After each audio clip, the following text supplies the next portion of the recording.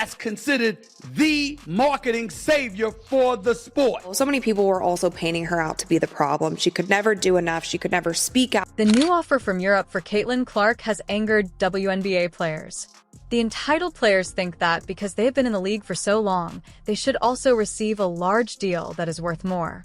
It's physical. Caitlin is helping to grow the league. These women understand that, but she cannot be babied as a rookie. That's all. The NBA will collapse if Caitlin goes overseas because she will be the highest paid athlete in the world, something she truly deserves, and she may at last be in a league that respects her versus players who aren't trying to bring her down. The reality. It wasn't what it is. The quality of basketball may have been up to snuff, and you had somebody as popular as Cheryl Swoops who had her own signature shoe, had to deal with Nike and all of this other stuff. But the bottom line is, very few people gave a damn. Yes, but why would Caitlin want to continue playing in a league where even her own teammates betray her? Nalissa Smith was seen smiling with DJ Carrington about the widely shared eye poke after the news. Ow! Oh, I'm sorry. You poked me in the eye.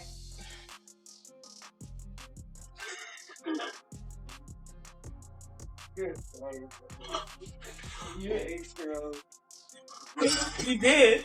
I did not poke you. Did you do it on purpose? I did not poke you in the eye. Did you do it on purpose? That is one of Caitlin's teammates.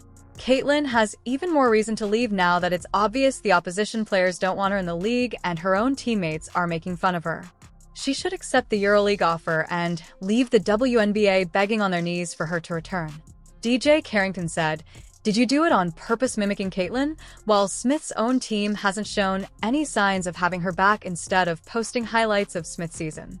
If Caitlin, in every post-game press conference, she came out and talked about the kind of hateful comments that she was getting. If she came out and told everybody the reason why she has personal security that goes with her every single place, it's a lot. And so it's not just Caitlin Clark fans or Indiana Fever fans. It is not all going in one direction. Why does Caitlin Clark's contract with a European team cause such a stir in the league? It's not just another move. It's a blatant example of the differences and opportunities between players in the WNBA and those who can command attention abroad. Players who have been in the league for years have not been able to reach ASA, but Caitlin, who just recently made the switch to professional basketball, has managed to draw attention from around the world. One of the biggest names in women's basketball, Wilson, hasn't gotten the same offers as Caitlin.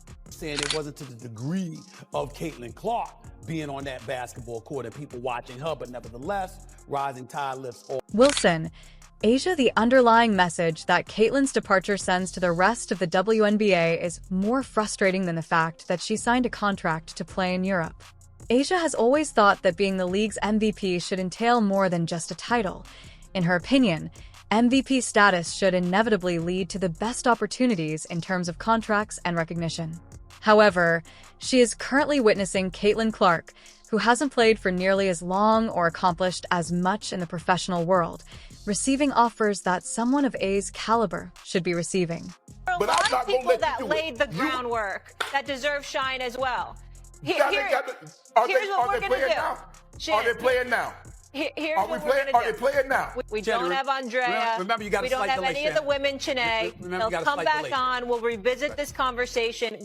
While Caitlin was still playing at the collegiate level, her games were packed with fans who couldn't wait to watch her play, but Asia wasn't drawing the same crowds at the WNBA level despite being the MVP. This highlights the harsh reality that skill and accomplishment don't always equal financial reward in the WNBA, which is why Asia's frustration goes deeper. The reason 12 million people are watching ESPN for a game, if that game was on CBS, they probably would have had 25, 30 million people watching that. It's no secret that DJ Carrington despises Caitlin Clark. The two athletes have a history together. Carrington's hostility reached a breaking point during the infamous EY poke incident, which left Caitlin with a black eye rather than expressing regret for her conduct. Carrington's decision to make fun of Caitlin increased their conflict. Although Carrington is a talented player in her own right, she hasn't been able to achieve the same level of fame or success as Caitlin, which has led to a sense of bitterness that was only made worse by the eye poke incident. This public display of disrespect wasn't just an isolated incident. It's indicative of a deeper resentment that Carrington has had towards Caitlin for some time. Caitlin's quick ascent to fame seems like a personal slight, as though her own efforts are being disregarded in favor of someone who hasn't made the same sacrifices. Producing the most watched WNBA games in over 2 decades. What does that tell you?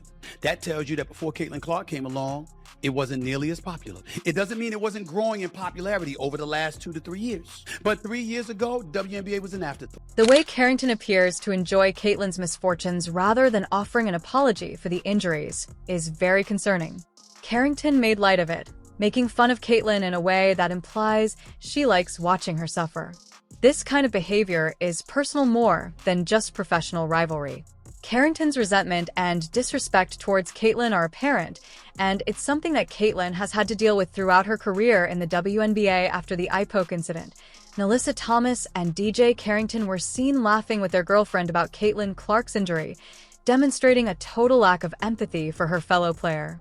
This kind of behavior is shocking, especially coming from someone who should be a professional athlete. The fact that Nalissa and Carrington find amusement in Kate's injury speaks to a deeper level of hostility within the league.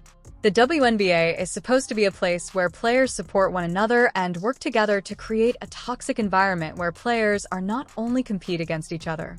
Caitlin's injury was more than just an on-court mishap. It came to represent the animosity she encounters from players like Carrington and Nalissa. Has been impacting the WNBA well before this year. This is not a new thing. Sure. This is, and in that way, I do think Caitlin's being used as a pawn.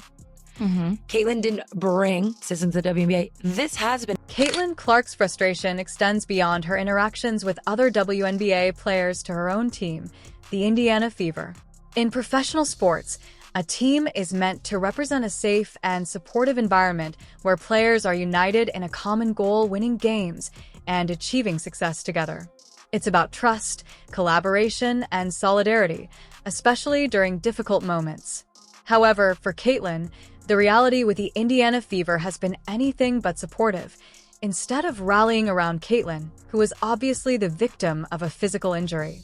If a player like Caitlin, who has contributed so much attention and value to the WNBA, isn't receiving support from her teammates and coaching staff, it raises serious concerns about the team's internal dynamics. The lack of support Caitlin received isn't just about a single incident.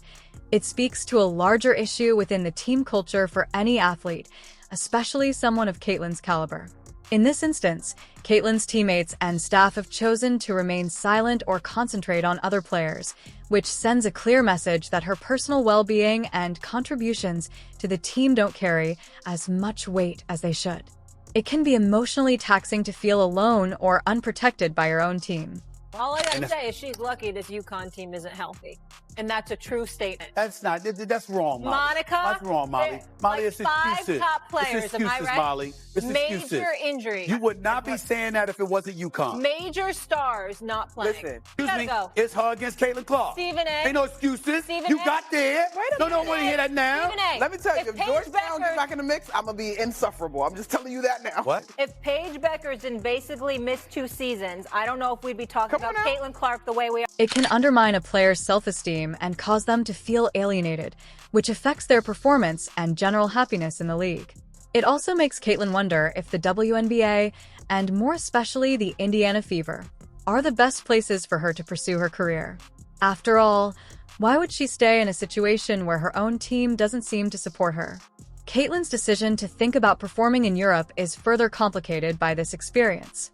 She might find herself in a more encouraging and polite team environment in addition to perhaps making more money and encountering less animosity from rival players. For Caitlin, the Indiana Fever's lack of support could be the last push she needs to relocate abroad because European leagues are renowned for providing their top players with the resources and support they need to succeed. A lot of this noise came by people that were sitting on this network. They tried to minimize her, said, well, you giving her all this credit. What about the women that came before her? What the women came before her, what they did cannot be taken away. That ain't got nothing to do with Caitlin. Losing someone like Caitlin, who is able to attract new viewers, may be a catastrophic blow to the WBA, which has traditionally struggled to compete with other major sports leagues. Caitlin's decision to go to Europe raises concerns because if one of the league's brightest stars can depart for better prospects overseas, what would prevent other elite players from following suit? The WNBA may find itself in a position where its top players are playing abroad, leaving the league with fewer elite players to draw spectators. The WNBA may go into a downward spiral as a result of Caitlyn's exit, destroying years of effort and advancement. When they got eliminated from the playoffs, the attendance dropped, the ratings dropped. If the WNBA is more, it is, and I get it. Why aren't people watching? This is about the WNBA's whole future, not just Caitlyn. Angel, Reese, even though DJ Carrington and Asia Wilson are aware that the WNBA cannot afford to lose its best stars, Caitlyn's departure shows that the league isn't doing enough to keep them. The WNBA, which has spent years attempting to grow its fan base, boost viewership, and establish itself as a significant player in the world of professional sports, may suffer long-term repercussions from Caitlin Clark's choice to join with a European team. One of the main players promoting